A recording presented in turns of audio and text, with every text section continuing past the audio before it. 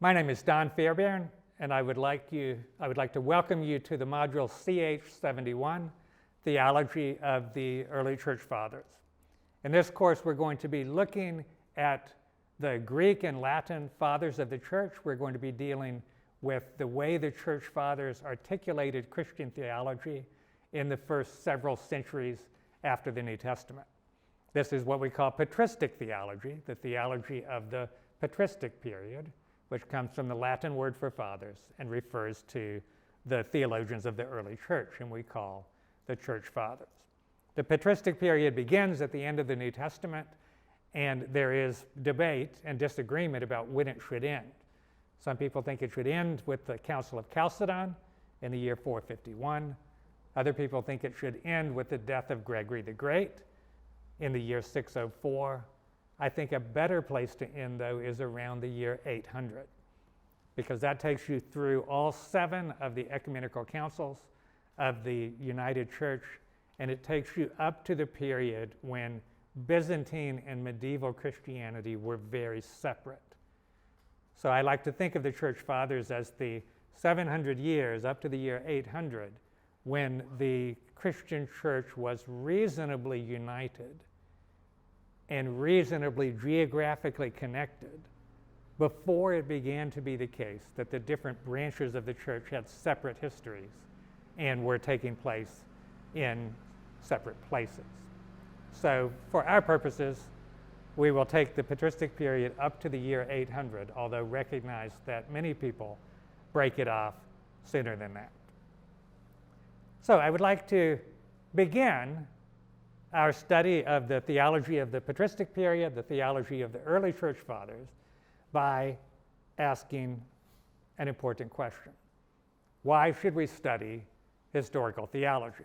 Patristic theology, of course, is a subset of historical theology more broadly. And I think it's a very urgent question for evangelicals. Why should we study historical theology? Because, in fact, our teaching, our doctrine, our understanding of Christian life, all of those are based on the Bible. The Bible is the ultimate authority on the basis of which we determine everything related to Christian life. And we all agree on that. So since that's true, why should we study historical theology? And I would like to begin answering that question by making 2 statements. Making 2 affirmations here, which may come as a little bit of a surprise, but which will be the beginning point for my talking about this. The first statement is this: what we think the Bible means is always influenced by what we think the church has said the Bible means. Always. You cannot read the Bible as if nobody has ever read it before. You cannot read the Bible as if the church as a whole and smaller groups within the church have not had opinions about what it means. You may think you can. You may purposely ignore everything that the church has said before, but it still affects you. Leaving aside the question of whether you should want to ignore it all, you cannot get away from it. Whether you have ever heard of the Pelagian controversy or not, the Pelagian controversy is in the theological air that you as Western Christians breathe. You can't get away from it. In my opinion, you shouldn't try to get away from it. But I will get to that a little bit later in these lectures. So this is the first statement. What we think the Bible means is always influenced by what we think the church has said the Bible means. That may be controversial enough or surprising enough, but the second one is probably even more surprising. What we think the church has said is usually influenced by what scholars today say the church said. What we think the church has said is usually influenced by what scholars today say the church said. Nobody can read everything. I am very committed to making my students read primary sources from the history of theology from all the way through. But even so, you can't read everything. I can't read everything. Nobody can. You have to take at least some of your impressions, consciously or unconsciously, from what others have said that the church has said in the past. And so what the scholars today are saying the church has said usually influences our perception of what the church has said. Now, why does that matter? That matters because that in turn influences what you look for when you read the Bible. In my opinion, modern scholars are making significant, major mistakes in the way they understand the history of Christian theology on the most important aspects of the Christian faith, in particular, the doctrine of the Trinity and the doctrine of Christ. But those mistakes filter down to us, and they affect our perception of the history of doctrine. And that affects what we look for when we read the Bible. As we go along, I'm going to give some specific examples of this. I've just made a major accusation of modern scholars, a serious one. I'll give you some examples as we go along. But my point for now is simply this matters because it affects the way we read the Bible. It affects what we look for when we read the Bible, and therefore it affects to some degree what we find when we read the Bible. So, with those two statements in mind, let's work our way through some of the specifics. Let me talk about 4 common mistakes that we tend to make with respect to the past, with respect to historical theology. The first of those is the mistake of pretending that the history of theology does not influence you as you look at Scripture. This is particularly an evangelical mistake. We are so committed to Scripture, as we ought to be, that we tend to think nothing in the past has influenced us or influences us now as we look at Scripture. And I suggest that is simply not true. Whether you know that history or not, it still influences you. Second is making no de facto distinction between your own tradition and Scripture. This is a different kind of mistake, and a different kind of evangelical tends to make this mistake. Some evangelicals don't like the word tradition at all. They want to read the Bible as if nobody has ever read it before, not realizing that that's impossible.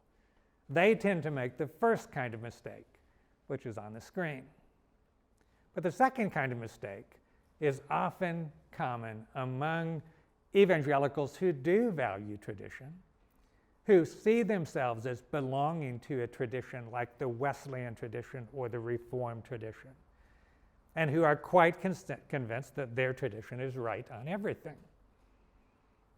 And so they tend to see that the Articles of Religion of the Wesleyan Church, or the Westminster Confession of Faith, to use a couple of examples, is the final word, the perfect word on everything related to what the Bible says. And they cannot make any even mental distinction between Scripture and what their tradition says about Scripture. If you're in that position, then you're not going to be able to allow the Bible to judge your own tradition, to judge the way you articulate the Christian faith, and therefore to help you improve the way you look at the Christian faith and articulate it. So these first two mistakes are both common. They tend to be common with different strands of evangelicals. A third, pretending that you understand your tradition without historical study. If you regard theological statements as timeless propositions that are eternally true, I'm being a little bit tongue-in-cheek when I said that are eternally true, and that are simply to be repeated exactly as you have learned them, then you're not going to be aware of the contextual nature of every theological expression. When we come up with theological statements, articulations, let's take a common example. The 5 points of Calvinism and their counterpart, the so-called 5 points of Arminianism. Actually, I should use the word so-called in front of both of those. We tend to look at those as theological absolutes. So it's either this or it's this. Grace is either resistible or it's irresistible. But if we don't understand the history behind where those came from, if we don't understand the context in which people actually spoke, if we don't understand that nobody actually even said those things exactly at the time, they said something else considerably more nuanced than those summaries, then we fail to appreciate the nuance that is often needed when you bring theological ideas from one context into another context. So this is another very common mistake. And then a fourth one, unjustly reducing issues to clear-cut either-or questions. So let me continue with the example I just gave you. Is grace resistible or is grace irresistible? That seems to be a clear-cut either-or. And so you argue, here are the reasons for saying it's resistible, here are the reasons for saying it's irresistible. When you describe theology in that way, rarely do you ask the question, why did they pose the issue that way? What are the consequences, intended or unintended, of posing the issue that way with respect to whether grace is resistible or not? Consciously or unconsciously, that way of posing the question makes the issue one of power. Is God more powerful, or are human beings more powerful? Who's going to win in a power struggle between God and man? Is that the way you want to phrase the question? Is that the way you want to pose the issue? If I were to say, is God's grace always efficacious? Would that give you a different angle from which to think about the interaction between divine and human action? Would it be valuable to pose the question that way or another way, instead of simply accepting the question as it is posed to you with two possible answers and then arguing on the basis of Scripture about which of those answers is right? The study of historical theology can help us to overcome these common mistakes. It can help us to see the nuance, the context, the way that ideas have arisen, the way that they have been modified over time, and can help us to avoid some of the problems that come with these mistakes that I've just mentioned. Now, let's continue thinking about this as we talk about historical challenges facing evangelical thinkers. In light of the four mistakes that I've just described, what are some challenges that we have to face? First of all, we need to seek to understand the past without unduly revering our heroes or vilifying our enemies. We have a natural tendency, we all, including me, let me say especially me, we have a natural tendency to hold certain people up as heroes and to whitewash whatever problems they may have had, and to hold other people up as villains and to ignore anything good that they may have said. We need to fight that tendency. We need to try to be fair to the villains. We need to try to be appropriately critical of the heroes, precisely because we believe that the Bible is infallible, but Augustine isn't, or Calvin isn't, or Wesley isn't, as the case may be. So we need to try to be fair. We also need to try to be appropriately critical. A second challenge is to appropriate the past in a way that balances commitment to one's tradition and recognition that the Bible stands over all traditions, especially one's own. Where you are most prone not to see the influence of history on somebody is when that somebody is very central in your own tradition. Influences, extra-biblical influences, tend to be the kinds of things that we think affect somebody else, not us, not our tradition.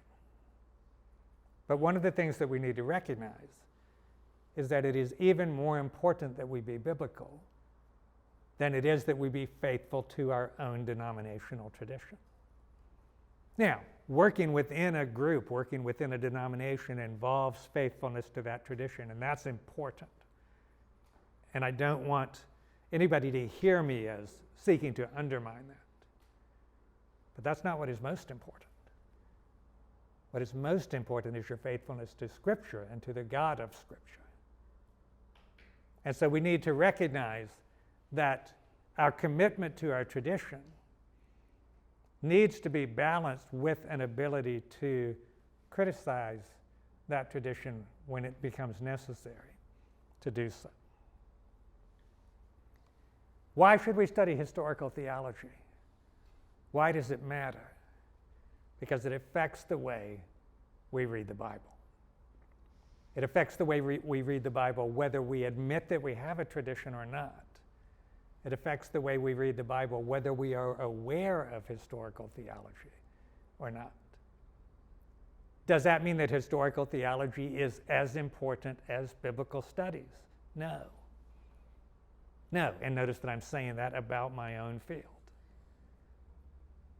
But the fact that it's less important than biblical studies doesn't mean that it doesn't matter. It matters because it can help us to understand the Bible more completely, to express its truth more comprehensively, to be more fully biblical than we already are. So, let me ask some questions for us to think about. In your mind, is the word tradition a positive or a negative word? In many people's minds, it's a negative word. How does that affect the way you think about tradition if you don't like the word tradition? Secondly, how does your answer to that first question affect the way you think about the history of Christian tradition and traditions and theology more generally? Can you recognize the historically influenced context of any expression of Christian theology? And then third, what are your initial reactions to my claim that the way we interpret the Bible is affected by the way scholars describe the history of theology, whether we realize it or not?